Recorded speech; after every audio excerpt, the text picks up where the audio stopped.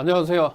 한국경제TV의 신현식 파트너입니다. 네, 하락장에 잘하는 신현식 파트너고요. 오늘의 강의 주제는 기업들의 1분기 실적이 좋은 주식과 그 다음에 4월 달의 증시 일정에 따른 관심 있게 보셔야 될 주식들에 대해서 설명을 좀 드리도록 하겠습니다. 자, 오늘은 일단은 제가 그 4월 전체적으로 증시 일정에 대해서 좀 말씀드릴 거고요. 우리가 증시 일정을 봐야 되는 이유는 첫 번째로는 예를 들어서 뭐 어떠한 이슈가 있다라고 4월 15일 날 예를 한번 들어보겠습니다. 4월 10일 날 미국의 암학회가 열립니다. 그러면 참여하는 기업들이나 그 다음에 어떤 파이프라인을 갖고 있고 어떤 기업이 어떤 내용들을 얘기를 하는지 그걸 보셔야 돼요. 그래야 주가가 미리 그런 주식들을 선침해할 수 있습니다. 그래서 4월 증시 일정에 대한 말씀을 좀 드리고 그 다음에 실적, 기업들의 그 1분기 실적이 좋은 주식, 그 다음에 인플레이션 수혜주까지 오늘 전체적으로 알아보도록 하겠습니다. 자, 첫 번째, 1분기 실적 발표를 위한 완벽한 가이드. 그래서 요거는 밑에 하반기에 이제 이 방송 끝부분에 종목에 대해서 좀 말씀을 드리고요. 자, 가장 중요한 거는 이제 이슈입니다. 자, 제가 이제 증시 일정을 좀 말씀을 이렇게 좀 미리 좀 써놨는데요. 한번 보겠습니다. 4월 1일 날 오펙에서 장관회의가 열려요. 자, 오펙 장관회의에서 무슨 얘기를 하냐? 증산을 할지 여부. 증산을 한다. 그러면 최소한 1. 증산하지 않으면. 증산하지 않으면 뭐 더 악화되는 건 아니에요. 그죠? 자, 증산을 한다. 증산을 한다. 그러면 어떻게 돼요? 유가가 하락하겠죠. 그죠? 자, 유가가 하락하면 인플레이션에 대한 하락 압력이 적습니다. 그죠? 그러니까 여기서 증산을 하면 호재고 증산하지 않아도 큰 악재는 아니에요. 감산을 하게 된다라고 하면 좀 문제가 됩니다. 그죠? 그래서 그런 부분 보셔야 될 것 같아요. 그러면 4월 1일 날 오펙 장관 회의에서 증산 여부. 증산하면 괜찮습니다. 자, 그 다음에 두 번째로는 4월 2일 날 CGV에서 영화 관람료를 1,000원을 인상을 합니다. 자, 1,000원 인상을 하는데 요거는 일단은 주가의 전환이 이제 어느 정도 반영이 됐어요. 반영이 됐다라고 좀 보여지고 요거는 이제 4월 2일 날 있는 이슈는 큰 이슈는 아니다라고 좀 말씀드리고요. 자, 4월 3일 날 LG와 SK가 미국 ICT 3차 소송 예비 판결 요거에 대한 이슈가 좀 있습니다.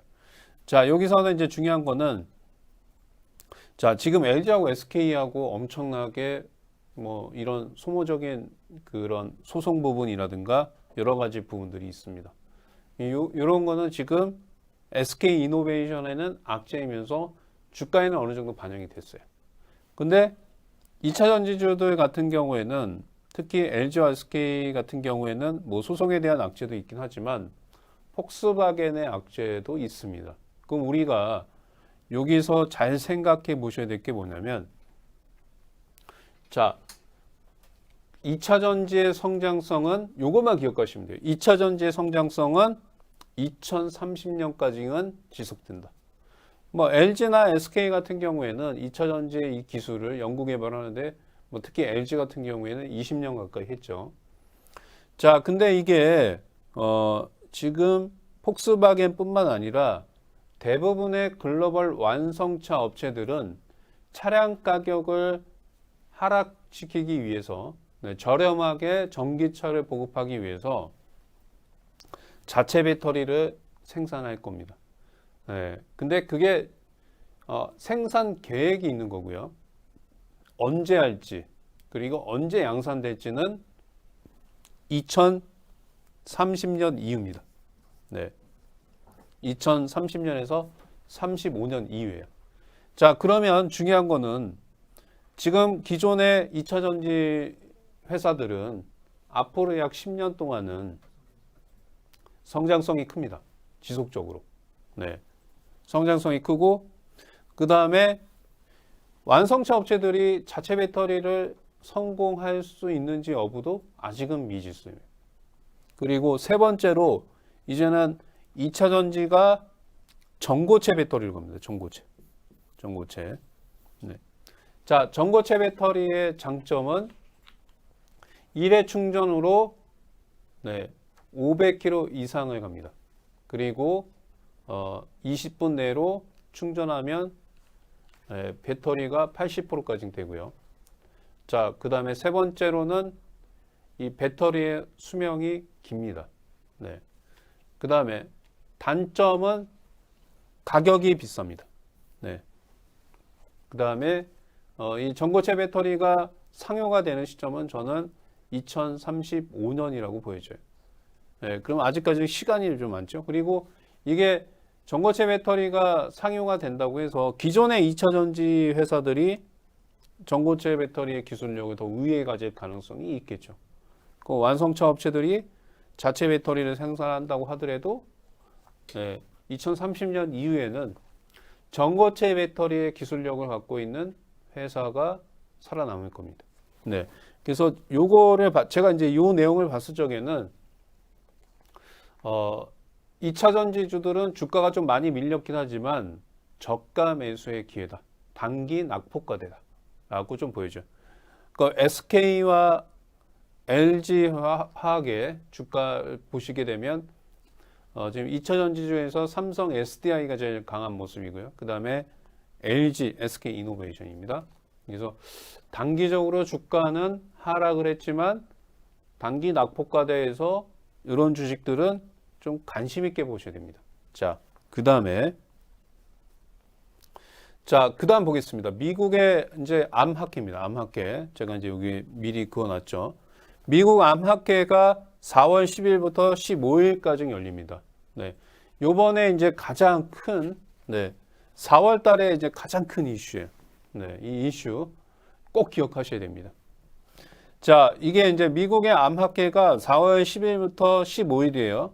그러면 지금 약 한 10일에서 보름 정도 미리 이제 보셔야 되는데 여기 미국 암학회에서 참여하는 기업 첫 번째 참여하는 기업을 알아야 되고요. 두 번째 그 참여하는 기업이 이번 암학회에서 어떤 발표를 할지 그 다음에 세 번째 차트상에 이러한 이슈가 주가에 반영됐는지 많이 올라갔으면 못 사죠.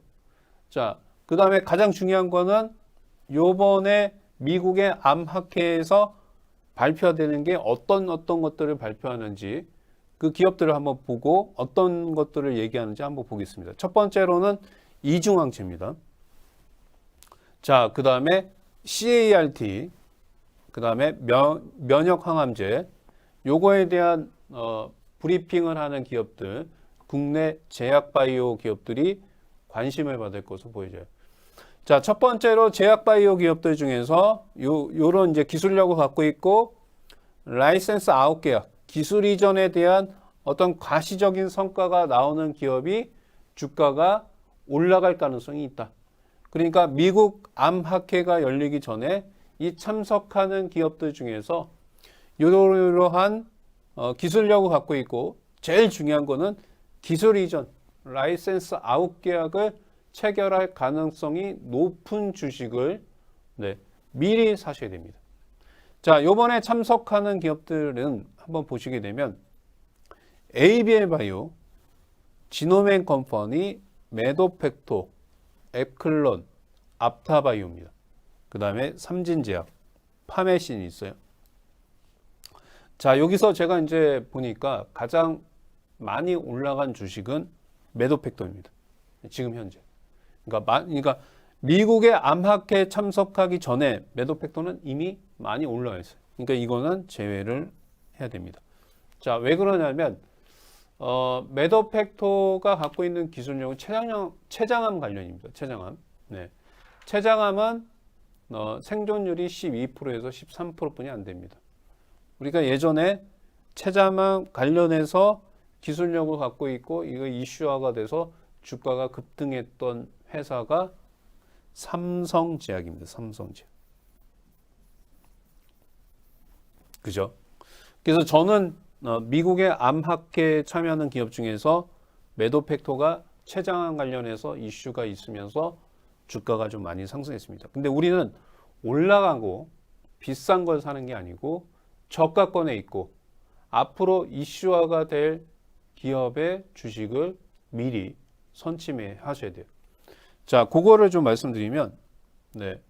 자, 첫 번째로는, 제가 이제 굵직굵직한 그 참석하는 기업들에 대해서 어떤 것들이 이번에 발표하는지 좀 말씀드리면, 앱클론입니다. 앱클론.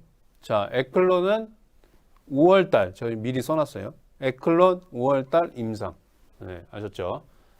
앱클론 5월달 임상, 4월달 참여합니다. 자, 그 다음에 두 번째, 지노맥 컴퍼니. 지노맥 컴퍼니는 면역 항암제 두 건에 대한 포스팅 발표를 합니다. 이번에 발표할 거예요. 그 다음에 매도팩토. 매도팩토는 최장암입니다. 최장암. 네. 그래서 매도팩토는 이제 이것 때문에 주가가 미리 올라갔습니다. 그러니까 많이 올라간 건 빼고 이 참석하는 기업들 중에서 이슈화가 되면서 저가권에 있는 것들을 보셔야 돼요. 자, 제가 이제 보여드릴게요. 자, 요 에클론이라는 회사입니다. 에클론이라는 회사는 지금 미국의 암학회에 참석을 하는데 주가가 좀 많이 못 올라왔고요. 그 다음에 아까 서두에도 말씀드린 것처럼 CAR-T, 네, 항체 기반의 치료제를 전문적으로 만드는 회사입니다. 네, 여기 보시면 항체 치료제, 그 다음에 두 번째 CAR-T 세포 치료제입니다. 세포 치료제. 그 다음에 이중항체 치료제. 요 중간에 있는 요번에 미국 암학회에서 요거에 대한 좀 관심을 받을 것으로 보여져요. 자, 한번 좀 보겠습니다. 자, 제가 이제 에클론 하면 5월 달에 했죠. 에클론 5월 임상. 네, 요거만 기억하시면 돼요. 자, 에클론의 플랫폼별 파이프라인의 임상 진행 현황을 보시게 되면 여기에 보면 림프종 백혈병입니다. 이게 언제 하냐? 2021년 상반기예요. 제가 아까 5라고 얘기했죠? 5월 달입니다. 5월 달. 확정은 아니에요. 변경될 수는 있습니다. 5월 달이고요. 자, 그 다음에 내년에 난소암입니다. 난소암. 요 관련해서 있습니다. 그리고 뭐 나머지 것들은 뭐 그렇게 중요하지 않아요. 뭐 대장암, 뭐 위암, 유방암 관련해서 있는데 이 파이프라인의 임상에 대한 일정들이 다른 것들은 다 멀어요.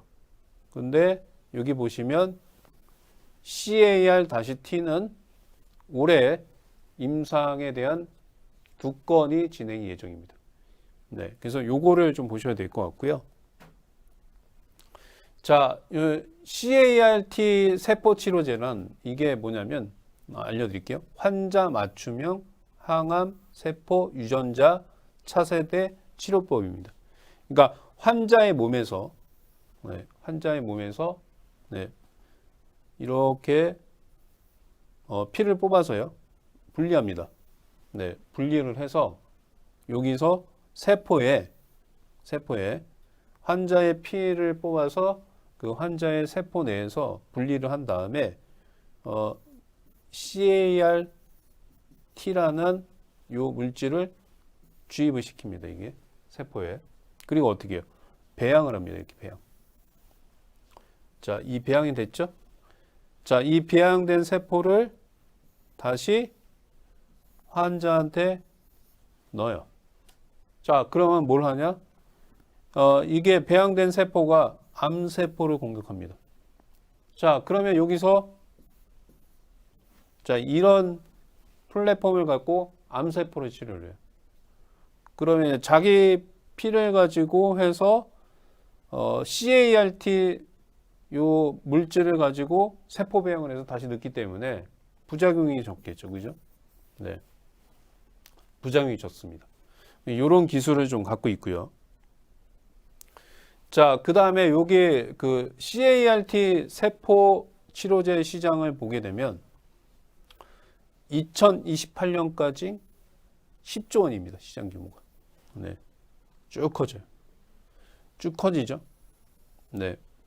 보시면 2028년까지 성장성이 약 54%가 됩니다. 네. 그래서 2028년까지 성장성이 커진다는 거, 네, 요거 참고하시면 되고요. 자, 그리고 이제 뭐 아까 말씀드렸다시피 이 파이프라인의 부분인데 지금 요거죠. 네. 임상일상 이거 이제 5월 달이요. 그다음에 내년에는 아까 보시면 네, 하반기에 또 임상이 있습니다. 2020년. 그래서 올해 5월 달에 임상에 대한 부분이 있습니다. 참고하시고. 자, 그러면 이 에클론의 주식을 한번 좀 볼게요. 차트 모습 보면. 자, 우리 시청자님은 이것만 기억하시면 돼요. 우리가 항상 주가는 올라가면 계속 올라갈 것 같고 하락하면 계속 하락할 것 같죠. 네, 우리가 차트에서 가장 중요하게 보셔야 될 거는 요 RSI라는 지표를 좀 보시면 돼요. 그러니까 내가 어떤 주식을 이게 고가권인지 저가권인지 잘 모르겠다 라고 하시는 분들은 요 지표를 보시면 이게 이제 70 위에 있을 적에 이렇게 두 번의 신호가 나오죠. 이게 다이버전스라고 합니다. 이렇게. 여기가 고점이에요. 여기 매도 시점입니다. 그죠? 매도 시점이에요. 근데 여기서 오버슈팅이 나오는 것들은 엄청난 호재. 뭐 최근에는 뭐 보시면 인맥주라든가 뭐 이런 것들이죠. 네, 이런 것들이 그런 엄청난 테마나 이슈를 갖고 있는 것들 요거를 오버슈팅해요. 근데 일반적인 주식들은 평균 60% 이상은 이 지표상에서 고점의 징후가 나오면 주가는 밀립니다.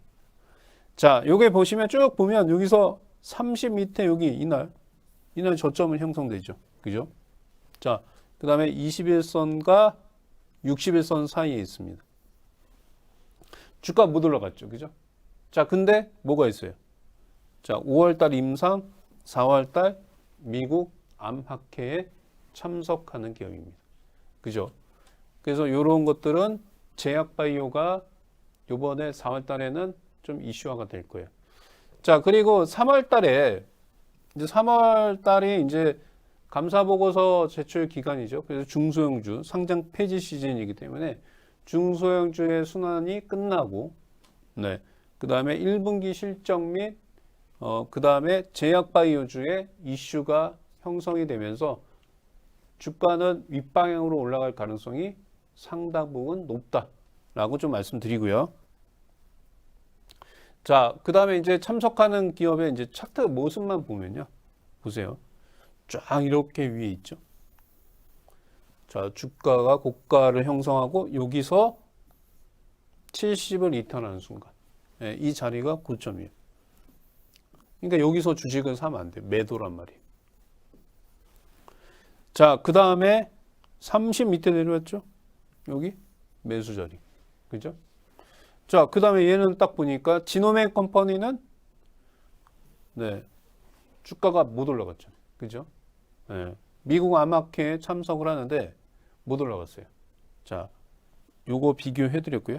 자, 그 다음에 매도 팩터 보겠습니다. 매도 팩터는 마찬가지예요. 자, 저점, 매수 시점. 자, 저점, 매수 시점이에요. 그죠? 자, 근데 얘는 지금 많이 올라왔어요. 자, 보세요. 지노맥 컴퍼니는 제일 못 올라갔죠. 자, 에클론은 21선과 61선 사이, 요 사이에 있어요. 매도 팩터는요, 이미 올라갔어요. 그죠? 자, 여기 보세요. 여기 이제 조금만 올라가면 70이죠? 이거 조금 더 올라갈 수 있겠죠. 그죠? 네, 왜? 미국 암학회에 참석하는 기업에서 얘가 지금 제가 봤을 때는 제일 많이 올랐어요. 왜 그러냐? 제가 얘기했죠? 미국 암학회에 참석하는 기업 중에서 가장 큰 호재는 기술 이전입니다. 라이센스 9개야. 그거를 금액이 크게 어떤 계약을 체결했다 그러면 급등합니다. 근데 매도 팩터는 최저암이라고 말씀드렸죠. 최저암 관련해서 발표를 합니다. 그러면 지금 뭐 이중항체, 그 다음에 CART 관련해서 세포치료 관련해서 그냥 일반인들이 봤을 적에도 췌장암 이슈가 가장 크죠. 그리고 미국 암학회에 참석을 하죠. 그러니까 얘가 먼저 올라갔단 말이에요. 그러니까 우리는 이렇게 올라간 주식을 사는 게 아니고 미국 암학회에 참여하면서 기업 내용이 요번에 발표하는 이슈가 좋고 저가권에 있는 에클론. 에클론은 에클론과 지노맨 컴퍼니. 근데 지노맨 컴퍼니보다는 에클론의 요번에 발표하는 부분이 더 좋고 임상이 5월 달에 있기 때문에. 그죠? 4월 달에 만약에 안 움직이면 5월 달에 또 임상에 대한 이슈가 있죠. 그러니까 유리하다는 거예요. 우리가 그래서 4월 증시 일정을 봐야 되는 가장 중요한 거는 이런 것들을 분석을 해서 선침해하는 겁니다. 이게 공개된 자료를 가지고 우리가 뉴스 내용을 꼼꼼히 본 다음에 그거에 대한 관련된 주식들을 보통 4월 10일이니까 보름 전, 2주 전에 이거는 한번 이슈화가 될 수 있습니다. 그래서 요거에 어떤 기업을 사야 될지를 여러분들이 봐야 돼요. 그래서 매월 초에 봐야 될 거는 증시 일정입니다. 증시 일정 중에서 어떤 게 요번에 4월 달에 가장 큰 이슈가 받을지를 여러분들이 파악을 하셔야 주식 투자하시는데 엄청난 도움이 됩니다. 자, 저는 어떤 전문가라고 했죠? 한국경제TV의 낙폭과대 하락장 전문입니다. 그러니까 저 같은 경우에는 이런 구간대에서는 안 들어갑니다. 이런 구간대 들어가겠죠? 이런 구간대 들어가서 갖고 가는 겁니다. 자, 한번 보겠습니다. 자, 하락장 전문이에요. 그럼 어디서 들어가요? 여기서 들어가요? 안 들어갑니다. 여기서 들어가겠죠? 여기서 들어가겠죠? 요런데? 요 지표를 보고 들어가겠죠? 자, 신현식 파트너가 만약에 매도 팩터를 매매를 한다. 그럼 이 지표만 보고 들어갈까요? 아니죠. 저만의 노하우가 또 있겠죠. 요걸 보고 들어가겠죠. 자, 저점이 7만 원대입니다. 지금 97,000원까지 올라와요. 그래서 주식을 저가권에 사셔야 돼요. 이런 데 사셔도 흘러내려도 올라갑니다. 자, 이런 데 사시면 오래 기다려야 돼요. 고통의 시간이 길어집니다. 자, 그 다음에 보겠습니다. 자, 그 다음 이슈는요. 코로나19의 유럽 3차 유행 가능성. 자, 이거는 지금 3번이에요. 그러면 1차와 2차 유행은 됐다는 얘기잖아요. 3차 유행 가능성. 그럼 우리가 1차 유행했을 때와 2차 유행했을 적에 움직였던 섹터들을 다시 한번 뒤돌아보면 됩니다. 자, 코로나19가 3차 유행이 되면 작년에 가장 크게 이슈가 받았던 주식들이 뭐예요? 진단키트였죠. 그죠? 진단키트주들이 엄청나게 주가가 많이 올라갔어요. 3차 유행이 된다. 그럼 예전처럼 진단키트가 엄청나게 테마가 형성되면서 급등되지는 않아요. 그렇지만 3차 유행이 되면 요 관련주가 한번 움직일 수 있다. 이렇게 좀 보고 있습니다. 좀 이 관련된 주식들 중에서 어떠한 주식들이 있고 그 주식 중에서 저가권에 있고 좀 한번 눈여겨봐야 될 주식들 요거에 대해서 설명을 드리겠습니다. 자, 첫 번째 진 매트릭스입니다. 이 진 매트릭스도 지금 보면 쭉 이렇게 이제 하락권에 왔죠. 여기 돌파할 때 요게 시점이 매수 자리가 되겠죠. 자, 진 매트릭스는 지금 잠깐만요. 한번 좀 볼게요. 제가 요거 일단 진 매트릭스 설명하기 전에 진단 키트주의 차트 흐름을 좀 다 비교 한번 해보겠습니다. 자, 한번 보세요. 랩지노믹스 올라왔잖아요. 그죠? 자, 13,500원에서 지금 19,000원까지 올라왔습니다. 많이 올라왔죠? 자, 그 다음에 휴마시스입니다. 5,000원에서 5,300원에서 8,000원까지 올라왔죠. 그죠? 자, 그럼 우리는 여기서 뭘 볼 수 있습니까? 대장이 시젠이었지만 지금은 랩지노믹스로 가고 휴마시스와 랩지노믹스는 상승을 했어요. 근데 진 매트릭스는 어떻습니까? 못 움직였죠. 네. 그럼 얘는 이제 움직일 가능성이 높죠. 자, 진 매트릭스는 우리가 아스트라제네카 관련주에도 포함이 됩니다. 그죠? 네. 왜 그러냐면 미국 옥스퍼드 대학교에서 분사한 백시텍의 지분을 2018년도에 제3자 유상증자를 통해서 57억을 투자를 했습니다. 네. 자, 백시텍의 지분 가치가 5%를 갖고 있어요. 자, 이게 57억을 투자를 했는데 이 백시텍의 회사 가치가 지금 2018년 대비해서 10배 늘었습니다. 자, 그때 당시에 백시텍의 회사의 가치가 1,000억이었습니다. 지금은 1조 원 정도 돼요. 자, 근데 만약에 백시텍이 이거는 이제 앞으로 뭐 어떻게 될지 모르겠죠. 상장을 한다라고 하면 진 매트릭스가 갖고 있는 백시텍의 지분 가치가 이슈화 될 수 있죠. 그것도 있을 거고. 그 다음에 진단 키트 주잖아요. 자, 진단 키트 중에서 못 올라갔어요. 자, 뭐 유럽이 3차 대유행한다. 올라갈 가능성이 진단 키트 내에서도 순환매 관점에서 가장 못 올라왔다. 라는 관점이에요.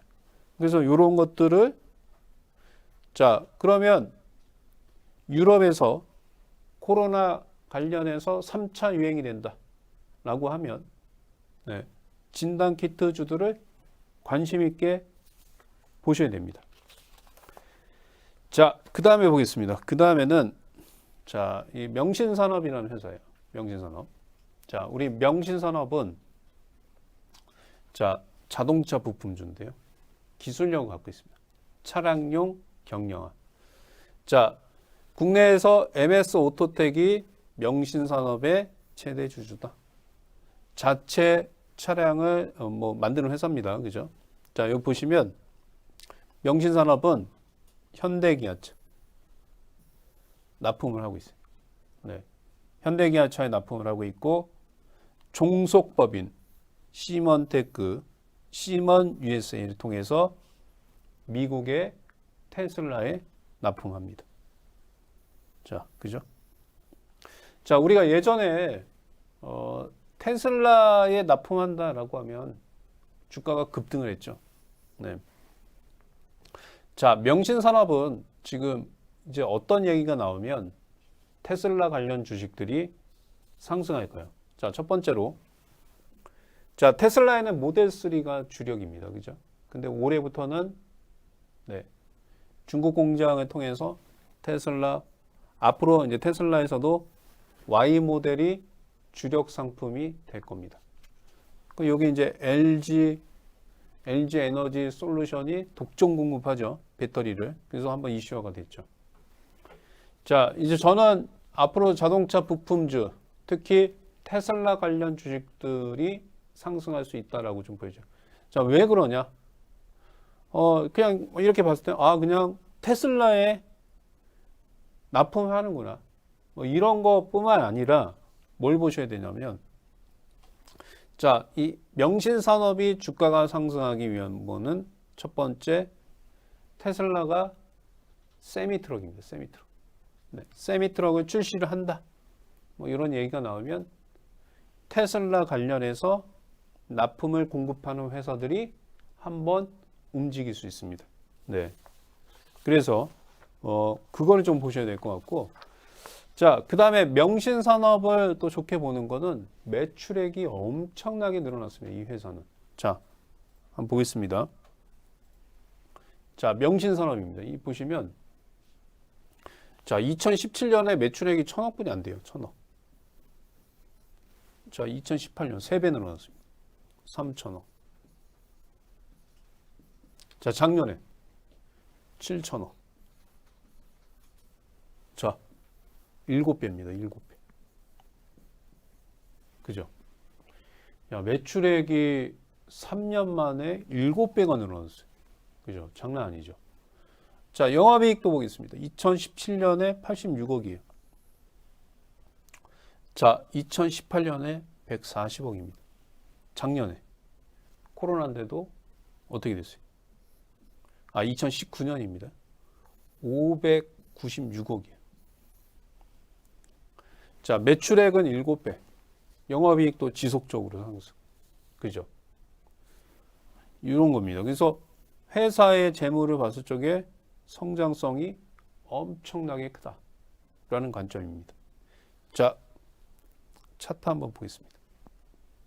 자, 명신산업은 엄청나죠. 지금 13,000원에 공모가가 시작됐습니다. 주가가 이게 6만 원까지 갔어요. 그죠? 6만 원까지 갔습니다.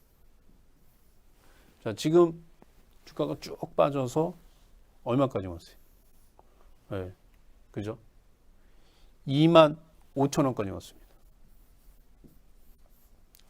자, 그러면 여러분들은 이 주식을 투자를 하시겠습니까? 그죠? 이거는 계속 빠지네. 겁나요. 그죠? 제가 잘 아는 게 하락장 전문입니다. 그죠? 이런 주식들은 갖고 계신 분들은 25,000원을 이탈하게 되면 투매가 나오겠죠. 투매. 자, 그건 제가 말씀드렸어요. 자, 이런 것들 투매가 나올 적에 이제 마지막 물량이 나올 수 있다. 자, 그러면 요거를 가지고 제가 무슨 얘기가 나오면 올라간다고 그랬죠? 테슬라가 세미 트럭을 판매를 한다라고 하면 직접적인 영향은 없지만 테슬라에 납품하는 회사들이 한번 이슈화가 되면서 올라갈 가능성이 높다. 네. 명신산업은 기억하셔야 돼요. 세미 트럭. 자, 그 다음에 두 번째. 매출액이 지금 7배 늘어나고 있다. 영업이익도 마찬가지고. 성장성이 엄청 큽니다. 주가는 고점 대비해서 3분의 1 토막 났습니다. 네. 이런 것들은 관심 있게 보셔야 돼요. 네. 자, 그 다음에 이제 우리 실적에 대한 주식을 좀 말씀드릴게요. 네. 1분기 실적주입니다. 자, 첫 번째는 이제 키움증권을 좀 갖고 나왔고요. 네, 키움증권. 자, 우리 대부분의 개인 투자자들 키움증권을 이용을 하죠. 그러면 당연히 수익성이 높아지겠죠. 자, 증시가 화랑일 때는 실적이 당연히 좋아져요. 우리가 금리 인상 수혜주가 뭡니까? 금리 인상. 은행보험증권이죠. 네, 은행, 보험, 증권 이런 것들입니다. 자, 키움증권은 대부분의 개인 투자자들이 키움증권을 이용을 하고 있고요. 국내, 해외, 그러니까 국내에서는 개인 투자자들한테 엄청나게 많이 쓰고 있습니다. 그죠? 해외, 그죠? 요즘에 이제 서학개미라고 해서 해외 주식 투자가 많습니다. 자, 증권사 입장에서는 국내 수익보다는 이거는 수수료 수익입니다. 해외 수수료가 더 좋아요. 근데 이거 두 개 합쳐서 시장 점유율이 30% 정도 수익 점유율을 갖고 있어요. 리테일 쪽에. 그죠? 엄청나죠. 앞으로 증시가 나빠지지 않는 이상. 네. 그죠? 그럼 계속해서 실적은 좋아질 수 있다는 겁니다. 그 다음에 퍼가 4.3입니다. 그죠? 그래서 1분기 실적이 예상 컨센서스를 상회하는 주식 중에 하나가 키움증권이에요. 자, 키움증권의 지금 1분기 실적을 보게 되면 올해 지배 순이익이 2,410억이 예상이 되고 있습니다. 네. 작년에 3분기가 사상 최대였는데 이때 2,634억이었어요. 그죠? 그리고 보면 지금 보시게 되면 사상 최대 실적은 아니에요. 그죠? 작년 대비해서. 근데 예상 컨센서스는 우리가 그런 게 있어요. 주식을 하다 보면 실적이 1분기 실적이 좋아요. 실적이 좋게 나왔는데 주가가 빠지는 경우가 있어요. 주가가. 왜 그럴까요? 네, 이 왜 그러냐면 예상 컨센서스라고 있습니다. 예상 컨센서스. 그러니까 이 회사가 예를 들어서 키움증권이 예상 컨센서스가 지금 보시면 1,900억이었어요. 네. 근데 이게 1,900원인데 이거보다 좋게 나오면 실적 발표가 되면서 주가는 더 올라갈 수 있고, 1,900억 밑으로 나오면 실적은 좋아요. 아이고, 실적은 좋은데 시장에서 예상 컨센서스를 하회하기 때문에 주가가 빠지는 거예요. 근데 키움증권은 약 1,900억인데 2,400억입니다. 그럼 예상 컨센서스를 상회하죠. 네. 그럼 이런 주식들은 어때요? 그 실적 발표 이전에 네. 수혜를 받을 가능성이 높겠죠. 그죠?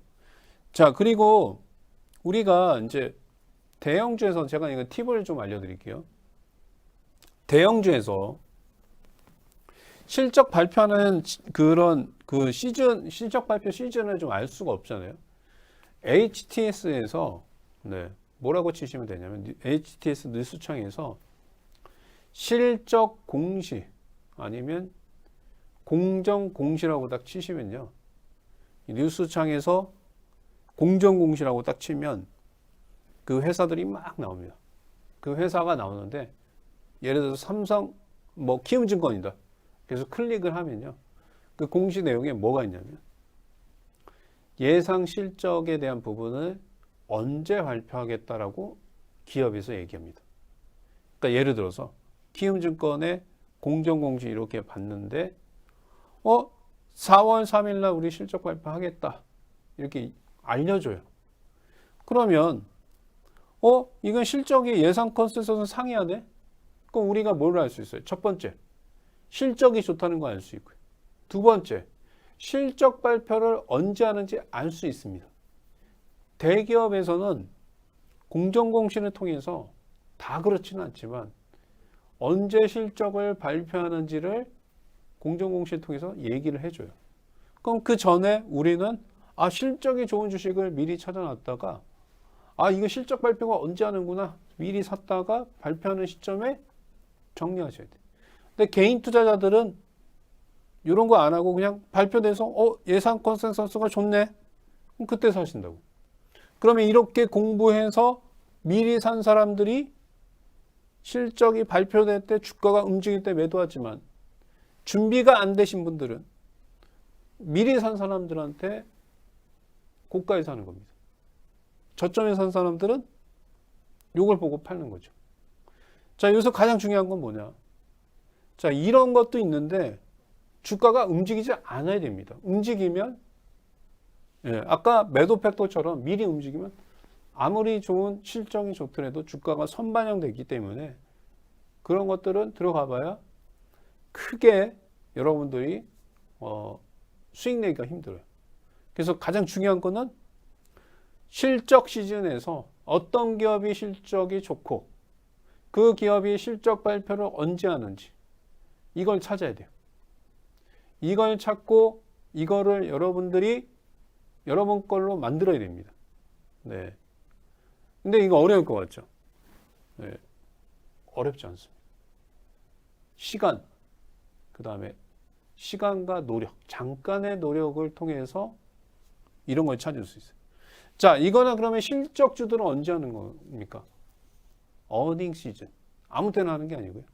어닝 시즌이 돌아왔을 적에 하는데 가장 중요한 거, 제가 경험상 어닝 시즌 동안에 돌아와서 실적이 좋은 주식들이 급등하는 게 나오는데 저는 재료의 강도라고 얘기합니다. 이 재료의 강도가 가장 큰 건 뭐냐면 첫 번째, 사상 최대 실적. 그죠? 사상 최대 실적. 자, 두 번째, 적자에서 흑자 전환하는 게. 적자에서 흑자. 이 두 개만 기억하시면 돼요. 사상 최대 실적, 적자에서 흑자 전환. 이런 기업들을 찾아서 여러분들이 매매하시면 됩니다. 자, 보시면 키움증권은 마찬가지로 여기 이제 RSI 보조지표가 없죠. 네, 꼭 RSI 보조지표를 넣으세요. 그래야지 고점인지 저점인지 알아요. 아마 이렇게 내려오면 여기서 이제 제가 한번 그려볼게요.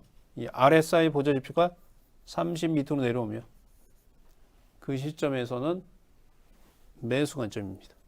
그죠? 그리고 1분기 실적도 상당히 양호합니다.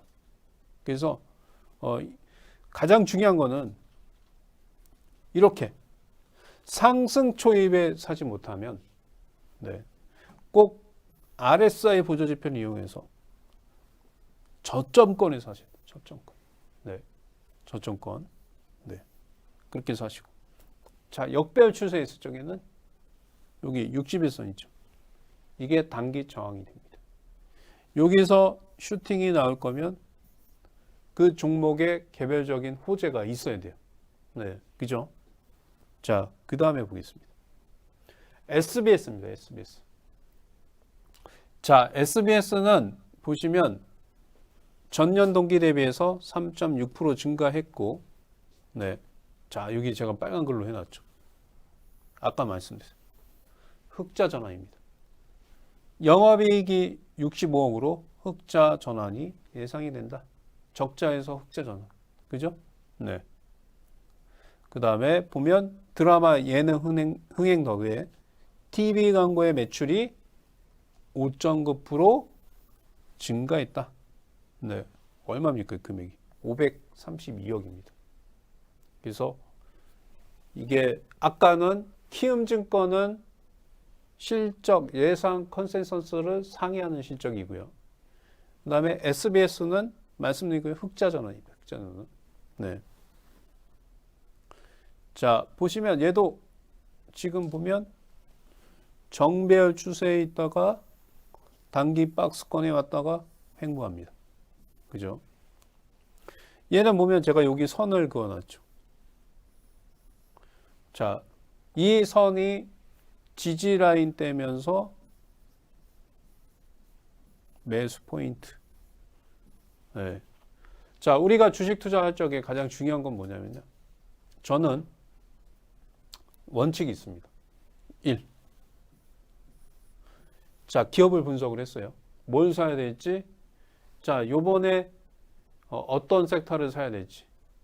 저는 이제 지금 이렇게 전체적으로 오늘 강의를 하고 있지만 제약바이오주가 가장 좋다고 보여져요.